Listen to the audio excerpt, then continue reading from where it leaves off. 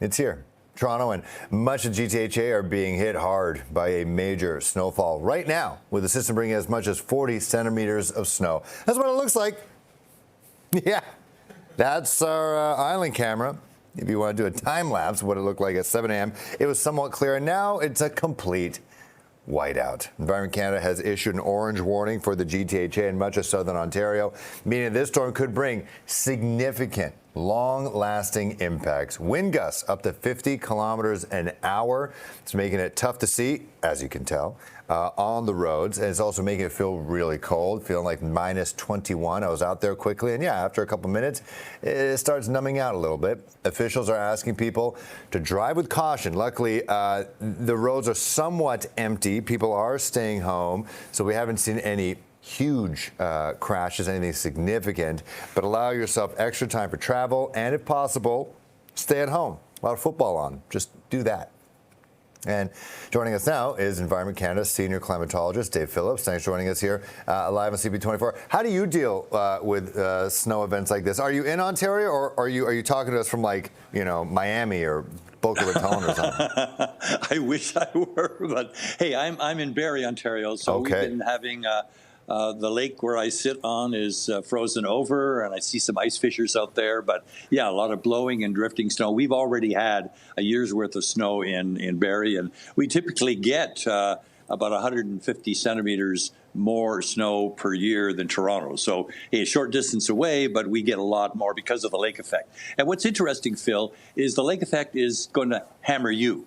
I think we're talking about 20 to 40 centimeters of snow. You see areas away from Lake Ontario, and they could get maybe 15 to 20 centimeters of snow, like Kitchener or Newmarket, places like that. But when you're near Lake Ontario, this enhancement of the lake, just think about it. There's a 400 kilometer fetch or distance over that open lake. Lake Ontario is only frozen over twice in 100 years, and that was for just a few minutes. So the lake is wide open.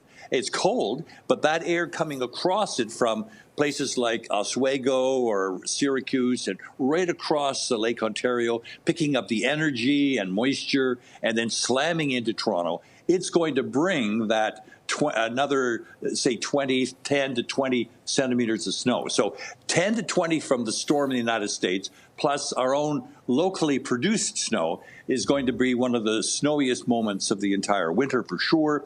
And we already have 20 centimeters sitting on the ground before the first flakes arrived. And snow started about 3 o'clock this morning, and it really picked up about 8 o'clock, 9 o'clock, and we're seeing visibilities drop down to, you know, about a kilometer and a half, and that's even going to get worse. We're going to see sometimes rates of snow, 3 to 5 centimeters of snow. You won't even see the hood of your car under those kind of blinding kind of situations. It's very rare that you see in Toronto a winter storm warning. You have maybe a snow warning, you might have cold warning, but to get all of them in one kind of wrap up in a ball of misery is rare. And also, Phil, very rare for Toronto to lead the province in terms of the heaviest amount of snow from a storm that's affecting most of the province. And that's because of that lake effect. When those winds start moving more from the northeast, well, then you're going to see the snow piling up at sort of at the western end of Lake Ontario, places like Burlington, Oakville, Hamilton Mountain. But boy, with an east-southwest winds now, they're just coming directly into the GTA. That's wild stuff. And you know, I was seeing crews cleaning up for the 20 centimeters we got about a week and a half ago. I can only imagine what the cleanup is going to be here in the city. Exactly, Phil. And, you know, we've had already about 105 centimeters of snow so far this winter. That's almost within 10 centimeters of a year-round snow, and we still have half a winter to go. So we've really had a snowy but also a cold winter. And this cold bout, I think, is the lasting effects of it. Even after the snow comes, and sometimes when the storm comes through, then you get a change of air. You know, it's not Arctic air, it's maybe southerly air. So you get the warm-up and melting going on and things like this.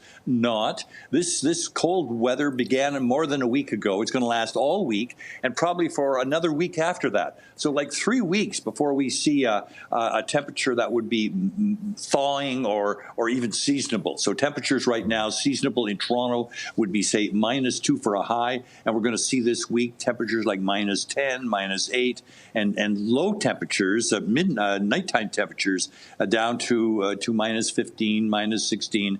And then I even embellished with the wind chill, Phil. I mean, it could get even worse than what I am seeing. So, hey, a really tough bit of weather, but when it does warm up, there will be smiles from ear to ear on people. I'm sure they'll be glad to get rid of this, because not only is it causing us a lot of misery, it's also costing us money to heat your home or business. Hey, it's expensive. Yeah, no doubt. Okay. Well, Environment Canada senior climatologist David Phillips, I'd like to almost give a prediction if you think school is going to be closed tomorrow. I think we have a feeling I think it's going to happen, but we'll have to wait and see, because I know a lot of people are watching right now trying to plan their week. That's the other thing. We talk about how much it costs. You know, kids just had a 4-day weekend a couple days ago.